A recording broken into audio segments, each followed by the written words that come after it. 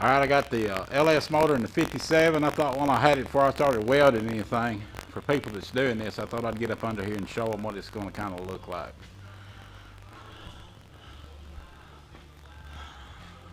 Alright, I got a light on here. Okay, here's the motor mounts. I got them from at the Bowling Green deal from Lee at Double Nickel 55. And they're for like a small block Chevrolet, but they're the ones that I used. And let me get over here and I'll show you the plate that everybody always talks about. Right there is a plate that bolts to the LS block. And these motor mounts that I used were 67 Chevelle, 283, just the simplest of the simple. And when you put these plates on, I've got mine in the stock location. There's no backwards or forwards, that's the stock location they're going to be in. Alright, I'm going to show you right here. This oil pan I'm using, I think it's a Hummer oil pan. And if you look right there, it's barely touching the K-frame. Over here it's cleared. So I'm gonna work with that right there a little bit when I take the motor back out. Okay, over here, I hope this comes out good. It's the driver's side. And you can see or not. Right there is the motor mount on that side. I'm going to try not to buy headers for this, so this leads us to the only clearance problem that I got. It's right there. And I bought the, I guess it's the CPP 500, 600, whatever series gearbox. Let's see here. It's clearing right now, maybe a little bit over 1/8 of an inch. But I'm going to grind that out and get more clearance, and I still haven't got my cross member under here yet. What I've got it on my 4-pole lift, and I've got it blocked up. I've got my mount right there, and I'm fixing to make my cross member. See if I can get a shot of everything looking back this way. That's what it looks like on that side. This side over here, I mean, there's all kind of room. There's no clearance issues whatsoever. The oil pan where your drag link goes, and this is all stock 57 Chevrolet stuff. It is really, really, really great right there. It's really good. I've cut the wheels both ways. You can still get a whole finger through there. No clearance problems whatsoever. Don't look like there's going to be no starter issues. But I haven't put the starter on it either, so I'll stop it right here, then I'll get it down and show you the top. I got the cross member in. Come across here. And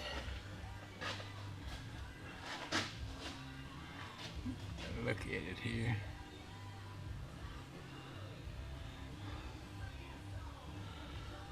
Alright, when I raise the transmission up on my CPP box, I get a shot of it here, but it cleared it a good 1/4 of an inch, but I'm still going to do a little bit of grinding on it. It straightened the motor up too. Well, this car set up, it's got a hydraulic throwout bearing in it. So I'm not messing with no Z-bar on this. As you can see up on this side, it's just nothing in here. I went ahead and tacked the motor mount up. Got it there and tacked it up there. I'm going to pull the motor back out and get those welded up good. Walking out. I'll stop it right. Alright, back up here. After I raised the back of the transmission up and got it to location, I got a lot more room back here. Put a little light on it.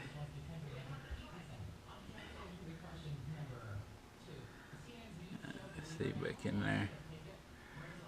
Got a lot more room. These manifolds I'm using are off a F body, like I guess a 2001 Camaro, and they look like headers anyway, so I'm not spending $300-400 from. You can see right here on the gearbox, it's all kind of room. I can almost stick a finger down in there.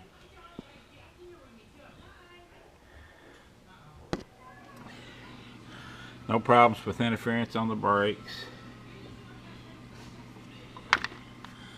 And back in here beside the motor, you know, I can get my hand all the way in behind everything. It's a little bit tighter on the passenger side, but it's as clear as what it is in a truck.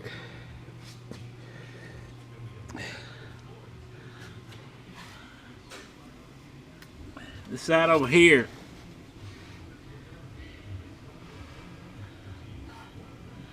it cleared. I probably got 5/8, 3/8, ½ inch. This side did not. I have still got to, when I pull it out, I've got to heat that up and beat me a dimple in that, so that's going to clear. It's just barely touching, but it is touching.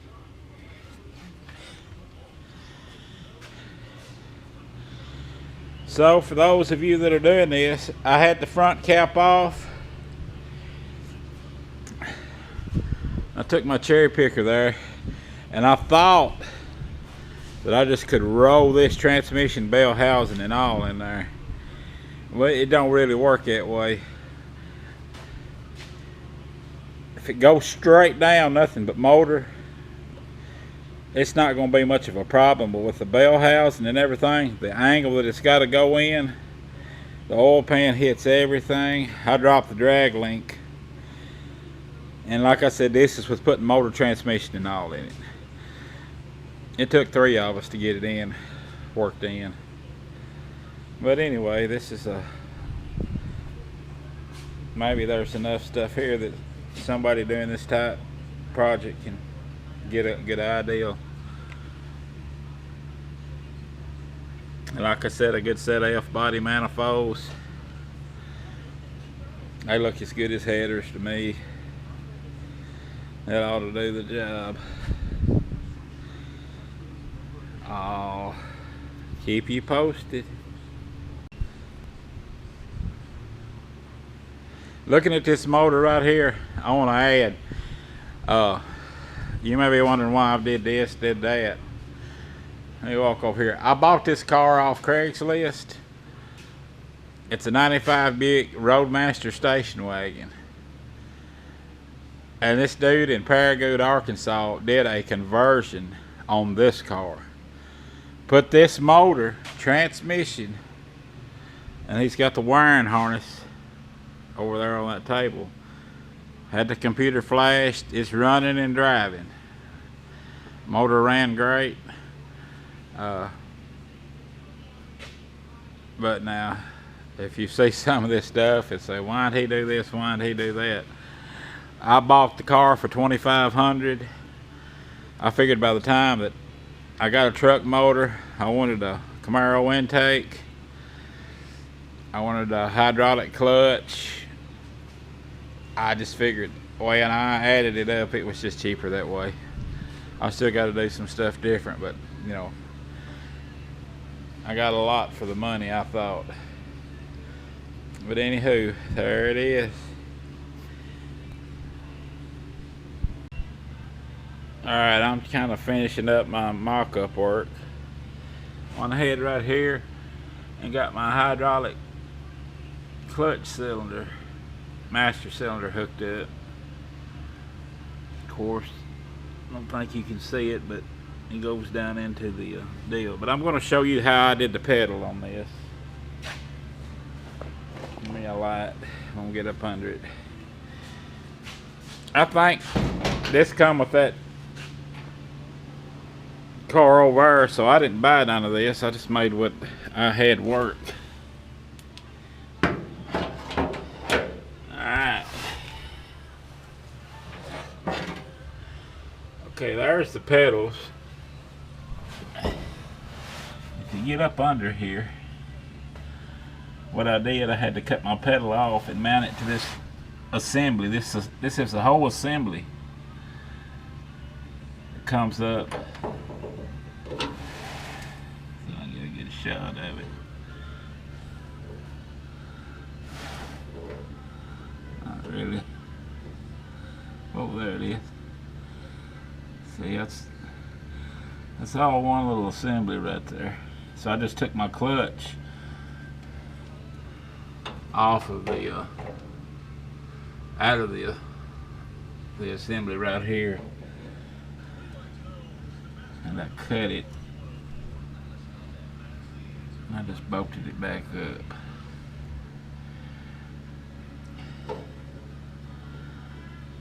There's two bolts holding it in.